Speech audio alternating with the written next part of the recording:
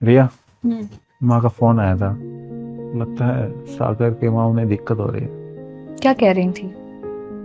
सीधे सीधे तो कुछ नहीं बोला। कह रही थी कि सोचा था बुढ़ापा आएगा तो बड़े बेटे के साथ रहूंगी, और बड़ी बहू जैसी सेवा कौन ही कर सकता है। मतलब वो यहाँ आकर रहना चाहती हैं क्या? अगर तुम बोलोगी तो मैं ले आऊंगा।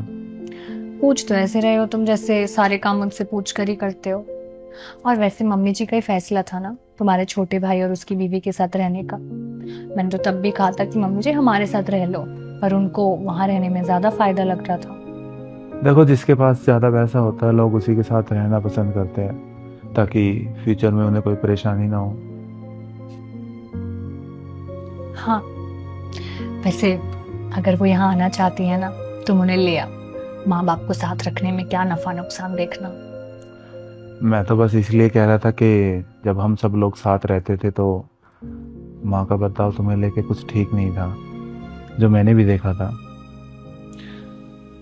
बड़ा बेटा हूँ इसलिए कुछ नहीं बोल पाया, क्योंकि मैं नहीं चाहता था लोग मुझ पे उंगली उठाए।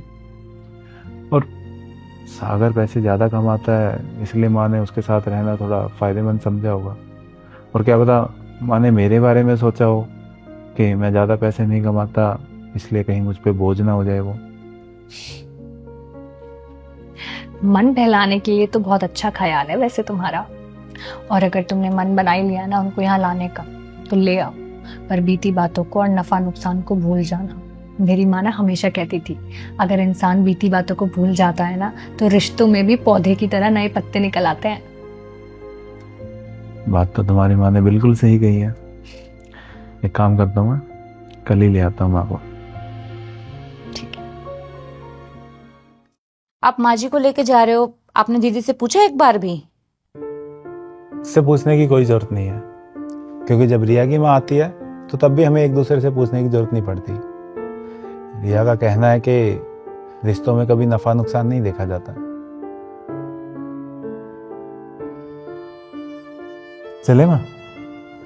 बेटा कुछ खा ले फिर चलते हैं। माँ जी, आपने कहा था कि आप इनके आते ही चली जाएंगी, इसलिए मैंने खाना नहीं बनाया। आप कहो तो मैं ऑर्डर कर देती हूँ। नहीं, मेरे लिए कुछ ऑर्डर करने की जरूरत नहीं है। अगर हो सके तो कुछ माँ जी को दे दो खाने के लिए, ताकि रास्ते में कोई प्रॉब्लम ना हो। मैं तो रास्ते में कहीं ढाबे पे रुक के खा लूंगा। नहीं बेटा, अब मुझे भी बाहर की रूखी सूखी खाने की आदत हो गई है।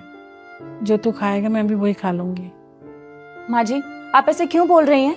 जब भी हम बाहर से खाना ऑर्डर करते हैं आपको भी देते हैं, अगर नहीं देते तो आप हमें सुनाती। इसका मतलब आज तक हमने आप पर जितने पैसे खर्च किए उसका तो नुकसान हो गया। बहू, तुम भी ना मेरी तरह हमेशा नफा नुकसान देखती हो, इसीलिए अपने किसी भी रिश्ते को नहीं संभाल पाती हो। अपने अनुभव से कह रही हूँ, बहुत नुकसान होता है जब रिश्ते टूटते हैं। संभल जाओ। मेरे तो 2 बेटे हैं, एक ने नहीं संभाला तो मैं दूसरे के साथ जा रही हूँ।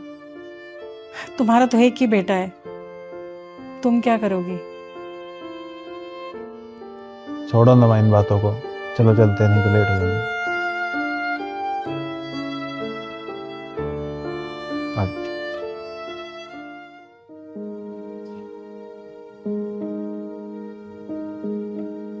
क्या हुआ मम्मी जी, चाय अच्छी नहीं लगी क्या?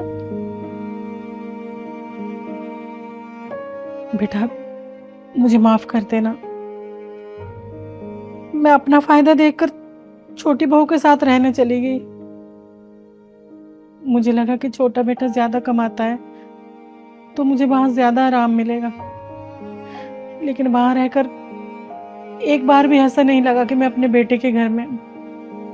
अगर काम वाली नहीं आती थी तो घर का सारा काम मुझे करना होता था, और कभी घर पे खाना नहीं बनता था तो बाहर से ऑर्डर करते थे खाना। फिर उस खाने से मैं बीमार पड़ूं चाहे मेरे साथ जो भी हो, उन्हें कोई फर्क नहीं पड़ता था।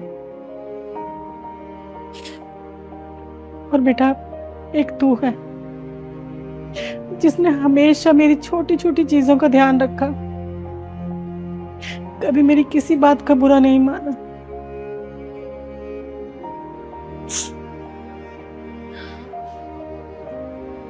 मम्मी जी, पुरानी बातों को भूल जाइए। हम आपको उतना ऐशो आराम तो नहीं दे पाएंगे, पर इज्जत और प्यार पूरा देंगे, भर भर के।